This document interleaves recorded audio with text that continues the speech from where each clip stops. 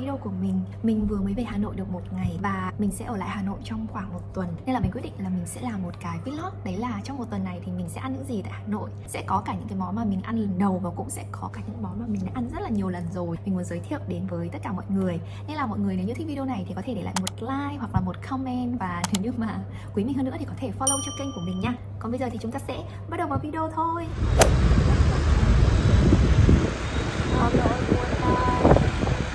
Ngày đầu tiên ở Hà Nội, mình đã đi thử món bún ốc tại quán Cô Huệ ở trên phố Nguyễn Siêu. Bát mà mình gọi thì là một bát đầy đủ, sẽ bao gồm ốc to, chả ốc. Nước dùng của món này thì thanh nhẹ, ốc mềm, nhai không hề bị dai như là mình nghĩ mọi người ạ. Chả ốc thì sẽ hơi đậm đà và sẽ hơi cay hơn một chút do có trộn lẫn cùng với ớt vào bên trong. Bún này thì mọi người sẽ ăn kèm cùng với rau sống, mình sẽ nhúng vào bát lúc mà cái nước dùng nó đang còn nóng ấy.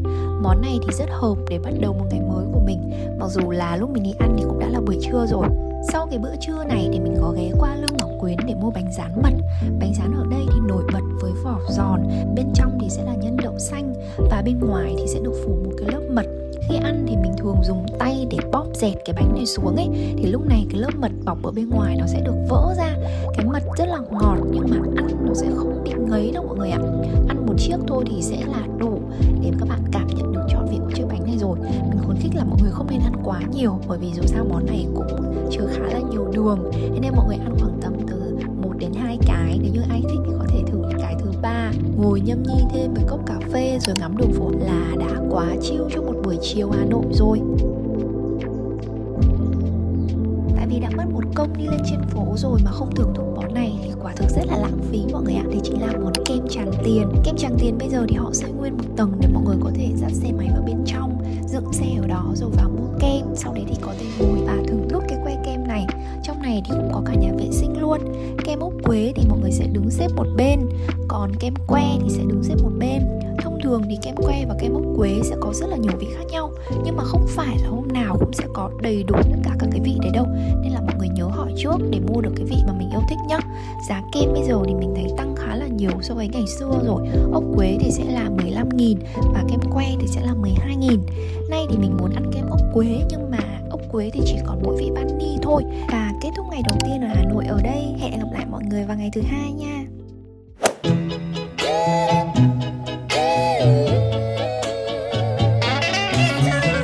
Ngày thứ 2 thì mình có đi ăn món bánh mì nướng bơ mật ong Bà Lợi ở gần ngõ Văn Chương trên đường Khâm Thiên. Món bánh mì này thì rất là đặc biệt ở chỗ là bánh mì sẽ được phết bơ với mật ong rồi nướng ở trên bếp than. Mọi người có thể ăn không hoặc là ăn kèm cùng với thịt xiên nướng như mình. Thịt xiên thì sẽ được kẹp sẵn vào trong bánh mì và để cùng với cả một ít đồ chua. Khi ăn thì cái vị của nó sẽ hơi ngọt ngọt của mật ong với cả bơ, cùng với cả cái vị đậm đà của thịt ở bên trong. Highly recommend mọi người nên thử ăn món bánh mì này nha.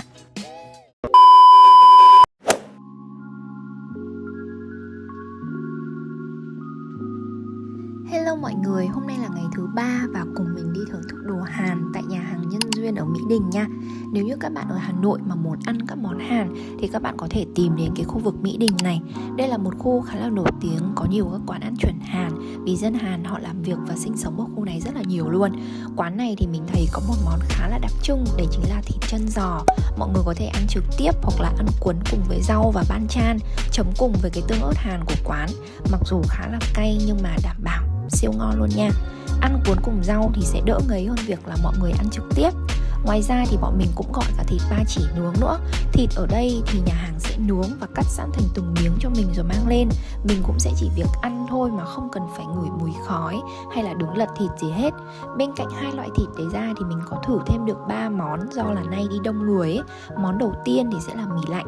Mì ở đây thì khác với mì ở một số quán, đấy là họ sẽ để sẵn cái mì vào trong với bát nước luôn. Ở đây thì họ sẽ để riêng từng vắt mì bên ngoài.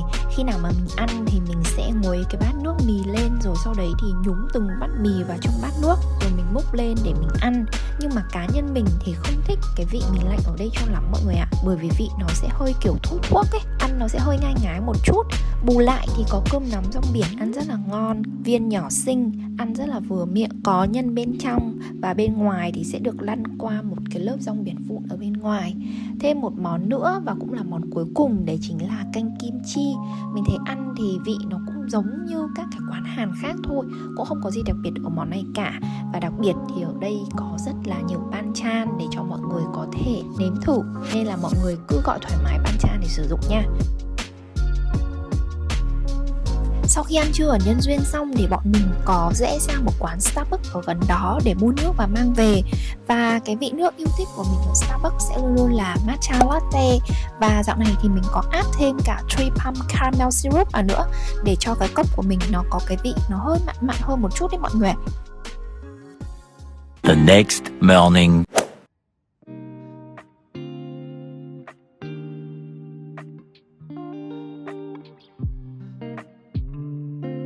Hôm nay là ngày thứ tư và không ra ngoài ăn được, thế nên là mình đã quyết định order bún bò Huế về qua app Shopee Food. Đây là một quán bún bò khá là nổi tiếng ở trên đường Nguyễn Ngọc Vũ đấy. Nếu như mọi người đi qua thì sẽ thấy quán này lúc nào cũng rất là đông luôn. Không hiểu sao nhưng mà mình chỉ hợp ăn cái vị bún bò Huế ở Hà Nội thôi mọi người ạ. Mình vào Huế có ăn bún bò Huế nhưng mà mình lại không thấy hợp. Không biết là mình bị làm sao nữa. Nước dùng của quán này thì mình thấy khá là đậm nha. Mọi người ăn thì mọi người nên vắt thêm quất, hoặc là như chị đồng nghiệp của mình thì chị hay cho thêm nước sôi vào để cân bằng lại cái vị nước dùng. Sợi bún thì sẽ là sợi bún to và ăn cùng với cả topping có thịt bò, tiết, viên.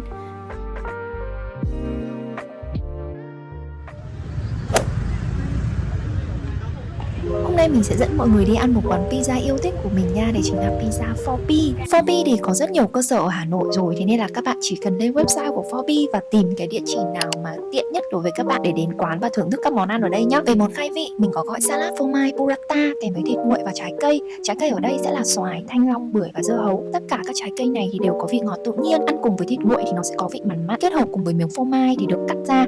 Quả thực đây là một cái sự kết hợp rất là bon mồm luôn mọi người ạ. Mì cua thì là một cái món mì rất là đặc trưng của 4P rồi. Nhưng mà khi mà mình ăn ấy thì mình hay order là cái phần mì nên làm mềm cho mình một chút. Bởi vì là mình muốn khi mà ăn thì mình không cần phải nhai quá nhiều, mì nó cũng có thể tan ở trong miệng của mình.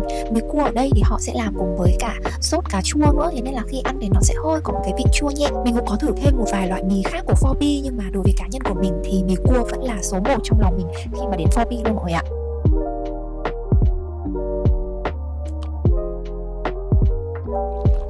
Đối với pizza thì hôm nay mình gọi 2 loại pizza, nhưng mà ở 4P thì họ sẽ cho mình là gọi pizza half half, thế nên là mình chỉ cần order một cái pizza, sau đấy là mình có thể chia thành 2 vị khác nhau. Thì một vị sẽ là pizza four cheese là bao gồm 4 loại phô mai, còn một vị thì sẽ là pizza tôm sốt tỏi cay. Tuy nhiên thì cái pizza này nó hơi bị cay hơn so với mình tưởng tượng, thế nên là các bạn phục vụ ở 4P cũng rất là nice khi đã gửi tặng bọn mình một phần tráng miệng để có thể là ăn cho nó đỡ cay.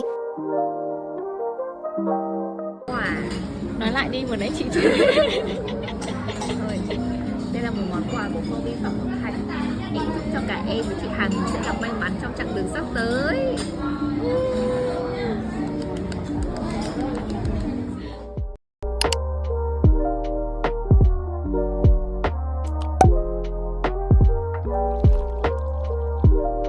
Nướng giấy bạc vỉa hè mình nghĩ là một món must try, cần phải thử khi mà mọi người đến Hà Nội. Topping thì thường sẽ có nầm, ba chỉ và thịt bò, thêm một ít các loại rau. Sau đấy thì mình sẽ phết bơ lên chảo rồi để thịt lên để nướng ăn. Hai bạn. The next morning.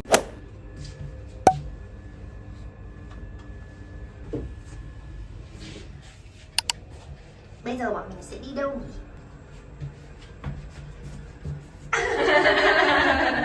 Người ta bây giờ là bún cua. Bún cua.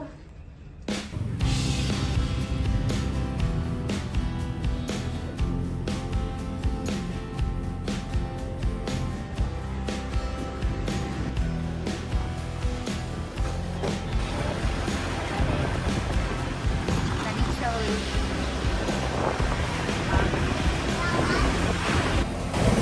Khá là khó nha. Lạnh.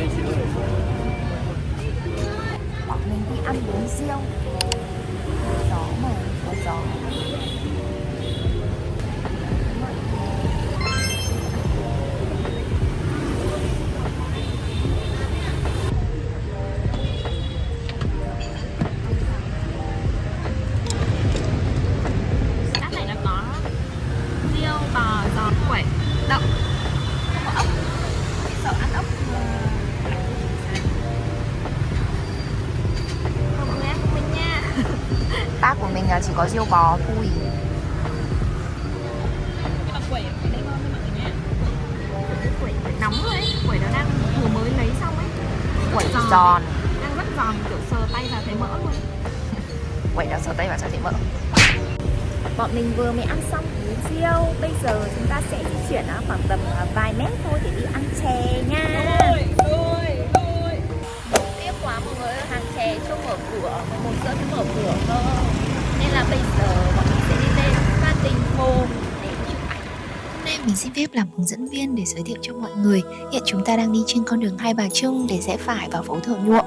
Nhìn về bên tay trái thì sẽ là một hàng xôi khá là nổi tiếng, nhưng mà mình chưa hề ăn xôi ở quán này. Chị mình thì đã ăn 3 lần rồi. Xôi ở đây thì chuyên về các dạng xôi với topping là thịt kho, trứng, pate hay lạp xưởng. Đi hết con đường Thợ Nhuộm này thì chúng ta sẽ tới con đường mang tên Điện Biên Phủ. Đường này thì có đường tàu cắt ngang, chính vì thế nên là nhìn ở bên tay phải thì mọi người sẽ thấy dãy các quán cà phê đường tàu. Xu hướng cà phê này thì mình thấy dạo gần đây khá là nổi tiếng ở Việt Nam, chủ yếu là người nước ngoài đi trải nghiệm. Mình thì cũng chưa có cơ hội để trải nghiệm cái loại hình cà phê này. Vẫn trên con đường Điện Biên Phủ này, khi mà mình đi lên thêm một chút nữa qua ngã tư, phía bên tay trái sẽ là công viên Lenin, còn phía bên tay phải thì sẽ là di tích Cột Cờ Hà Nội.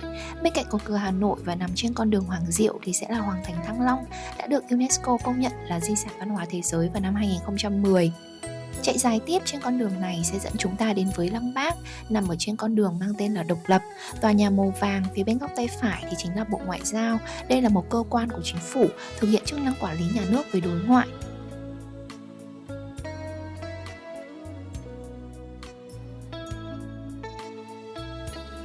Chúng ta đang tiến tới rất gần hơn với Lăng Bác rồi mọi người ạ. Lăng Bác được xây dựng tại vị trí lễ đài cũ giữa quảng trường Ba Đình, nơi Chủ tịch Hồ Chí Minh từng đọc bản tuyên ngôn độc lập, khai sinh ra nước Việt Nam Dân Chủ Cộng Hòa. Quảng trường Ba Đình thì nằm trước lăng Chủ tịch Hồ Chí Minh, là quảng trường rộng lớn nhất Việt Nam. Quảng trường Ba Đình có một khuôn viên rộng với nhiều ô cỏ lớn giống như những chiếc chiếu trải trên sân đình ở giữa các làng quê Việt xưa. Xen giữa những ô cỏ sẽ là lối đi rộng khoảng 1,4 m. Giữa quảng trường sẽ là cột cờ Tổ quốc. Đây là nơi diễn ra lễ chào cờ vào lúc 6 giờ đến 6 giờ 30 phút buổi sáng và lễ hạ cờ diễn ra vào lúc 21 giờ tối hàng ngày. Thường xuyên diễn ra các cái cuộc meeting hay là lễ kỷ niệm lớn mang tính chất lịch sử của đất nước.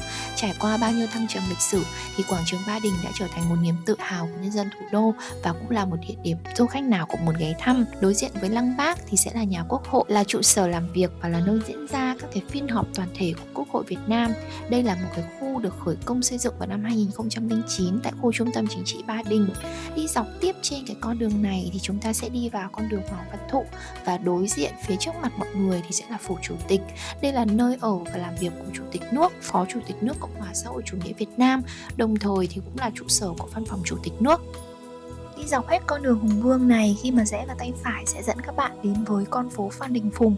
Đây được mệnh danh là một trong những cái con phố đẹp nhất của Hà Nội, bởi vì cái hàng cây to bao phủ ngập trời của nó.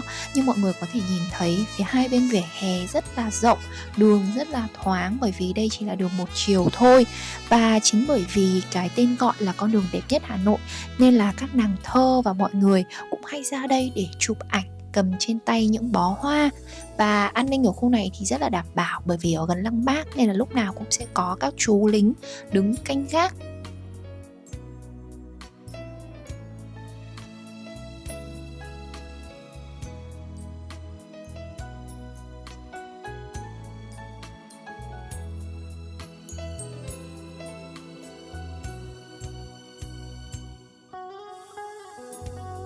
Phía bên tay phải này sẽ là di tích Cửa Bắc, là một trong 5 cửa của thành cổ Hà Nội từ thời Nguyễn. Đi về cái phía dưới này thì mọi người sẽ thấy là đông đúc và nhộn nhịp hơn, bởi vì ở dưới này nó bắt đầu có nhiều hàng quán này, có trường học và có cái di tích Cửa Bắc ở đây, nên là mọi người thường tập trung xuống dưới này để mọi người có thể ăn uống, ngồi cà phê hay là đi chụp ảnh. Và đi xuống phía dưới nữa thì nó còn đông hơn nhiều cơ mọi ạ.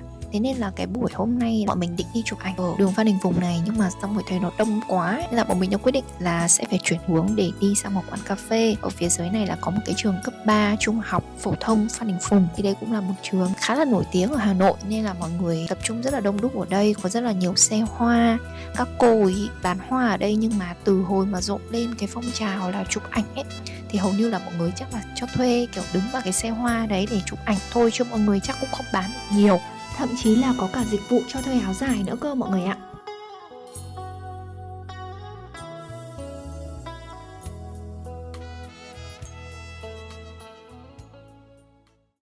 An Đình Phùng đông quá không đi chụp ảnh được, bây giờ đi cà phê mọi người ạ.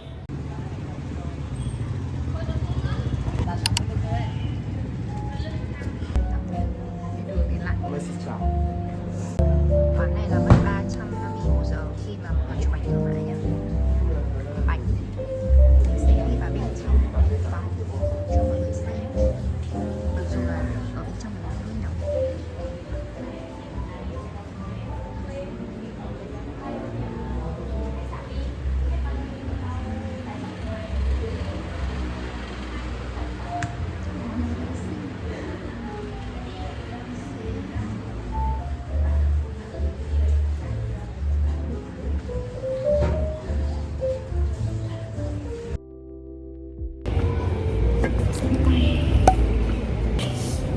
Mình cầm 2 cốc này thôi. Mình không ăn hết. Ngon lành. Bác tước là thế nào? Bài chứ lại là cái kia. Bài là cái vàng. À, bác tước à? Yes. Lái đây là chả bát tước macchiato. Được. Tay mà nó hơi ràng ràng một tí. Xong rồi nó bị bẩn mà. Đó là mình có bẩn đâu. Dễ là móng dài hẳn ấy. Móng dài hẳn thì nó sẽ không bị bẩn. Chứ nào cái móng khi mà dài rồi nó bắt đầu cảm giác hơi bị vàng ấy. Và nó bị mòn, không còn khỏe và sạch như kiểu là cái móng ở cái phần chỗ này. Bác nói chuyện với các bạn đi, các bạn lại thấy mình chưa nói gì. Công việc của em uống nó hơi giống như kiểu là kiểu bạc hà. Ok không? Cho xin tí chân trâu nữa là ngon đấy. Cốc này là 60.000 một cốc, 2 cốc là 120 và 60. Khá đắt chứ, đắt dung tích trà đấy. Trà này macchiato với dung tích của nó ít. Cái cốc này mà tầm 500.000 thì đầu thì 50 đến 55.000, 60 thì lên đầu 6 cảm giác nó bị đắt. Quán này nó có một cơ sở nữa ở trên chỗ nào nhỉ? Trên là đỏ rực lên rực cái này coi sợ kitchen way đâu có thấy kitchen way chắc là bán mấy cái đồ quay đấy, bán mấy cái đồ sứa xe bọc thẻ. Cái này cũng to thoáng hơn nhỉ, thoáng hơn đây nhỉ, em cũng to hơn.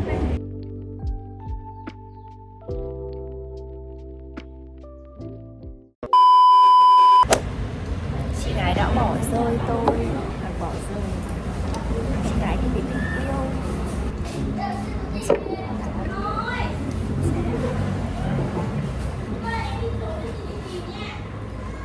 Đã ở Hà Nội uống nó kiểu đây là quán mà giới thiệu cho anh Đức đến ăn, nhưng mà anh Đức chưa hề đến ăn. Không biết là anh Đức có định đến ăn không ạ anh Đức? Đây là một quán bún hải sản mình thấy ăn khá là ngon. Khi mà ăn thì mọi người sẽ có một cái bát nước chấm được mang ra cùng như thế này. Trong bát này thì sẽ có hải sản, tôm, mực, chả viên, thịt bò ba chỉ và một ít rau cải. Nước dùng thì mình thấy thanh nhưng mà nó có một vị chua chua và cay cay. Ăn cùng topping thì mọi người có thể chọn đấy là bún hoặc là mì. Hôm nay thì là buổi tối thế nên là mình chọn ăn mì thay vì ăn bún. Một tô như của mình thì sẽ là tô đầy đủ có giá 50.000. Ngoài ra thì họ cũng bán có cả tô đặc biệt 65.000 nữa. Thì mình không biết là tô đặc biệt thì có thêm cái gì hay không. Và mình gọi thêm một cốc trà đá để uống cùng. Mọi người có thể qua để ăn thử món này nhé. Đã ăn xong bún, bây giờ đang đi cà phê. Mình một lần cũng ngồi ngoài chỗ đấy, xong rồi đi đường về thì bị thùng gió ngoại cổ. Mình quay một xíu không gian quán cho mọi người nha. Kiểu decor nó rất là cổ cổ, kiểu tường này. Gần nhà mình có một quán ở chỗ Zoom nhưng mà bé hơn cái cơ sở này.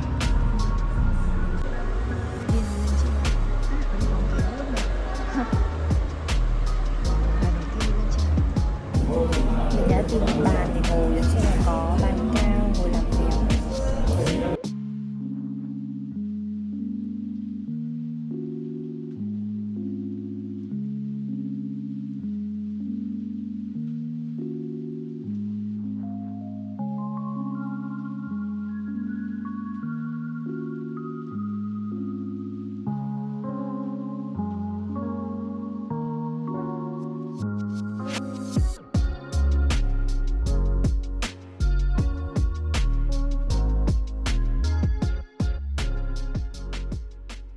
The next morning.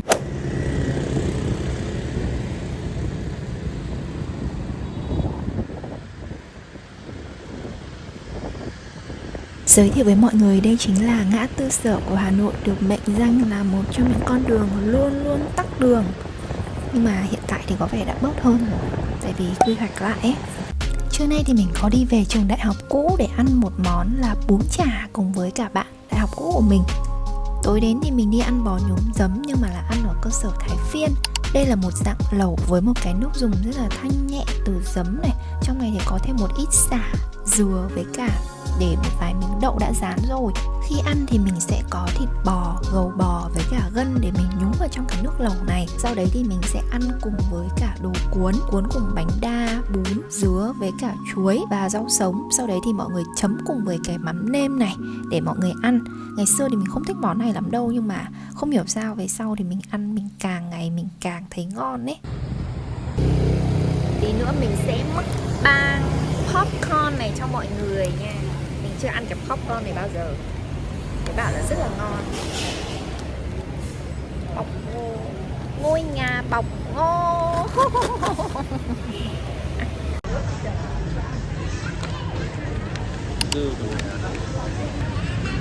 Anh đang được lên video của hot YouTuber.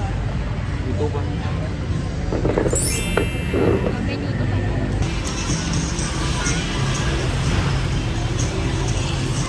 Nước đường hơi nhỏ.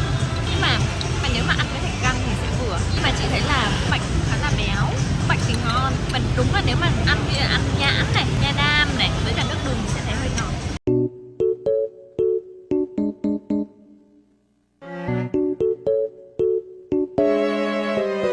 Chị đã biết rau quay gì đúng không? Quay là nho vậy.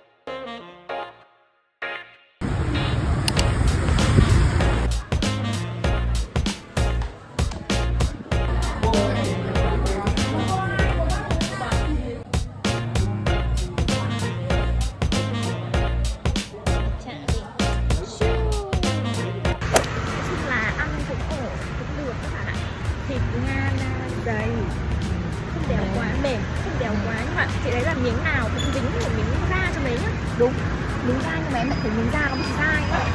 Lúc em cắn kiểu nó không đứt, xong lúc nuốt và nó đã bị kiểu nửa trên nửa dưới. Có cả tim mà nhiều ma cho mà ăn cái bát này. Ba đấy không có tim. Tôi ăn phải 3 cục tim thôi. Nói chung cái bát này ăn mãi không hết. Hai đứa ăn mãi không hết. 60.000 một bát. Để cắt. Tiết em này cũng rất là mềm. Nước dùng ok, chị rất là ngon. Chị hút rất nhiều nước nhưng mà đến cuối chị không thấy mặn. Đúng, không bị mặn nên là mình cũng không phải bắt quất vào. Mà nhìn cái bàn đối diện người ta ăn khoai sọ ấy. Hình như đấy là kiểu ngan om sấu hay là canh khoai sọ nấu ngan ấy. Nhìn ngon.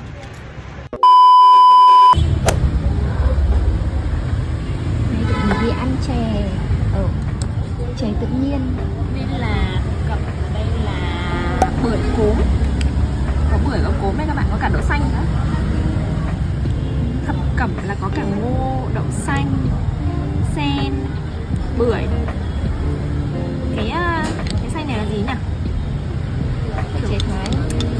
Chè đây không có thạch đâu, chè đây là làm kiểu tự nhiên hết. Đây này có ngô. Ăn không em? Ăn ok. Ăn không? Miếng nào? Hả? Nó mà rơn cái.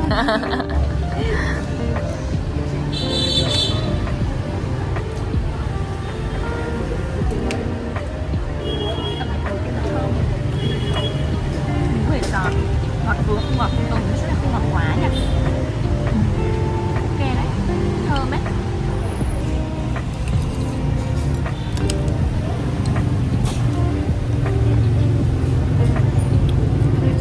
Là chè thập cẩm. Mình đã ăn ở đây một lần rồi.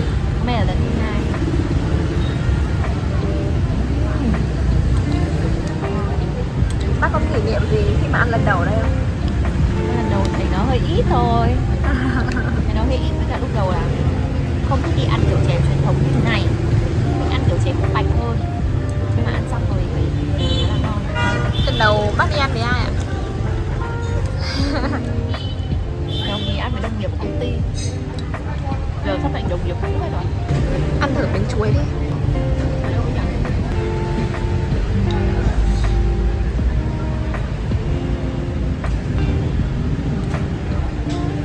Ngon ấy. Không biết ăn chuối.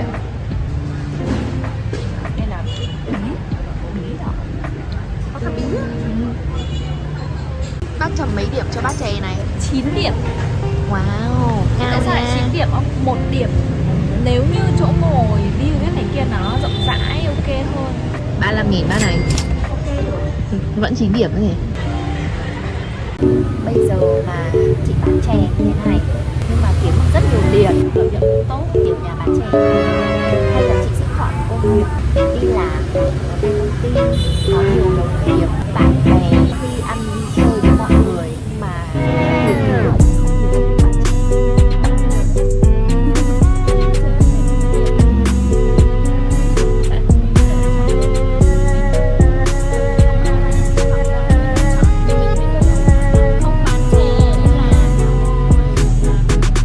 việc bán nhưng mà bán chè nhiều tiền, bán chè nhiều tiền cũng là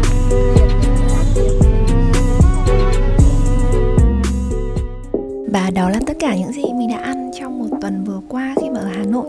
Video đến đây là kết thúc rồi mọi người ạ. Cảm ơn mọi người đã theo dõi video của mình. Xin chào và hẹn gặp lại mọi người trong những video tiếp theo nha.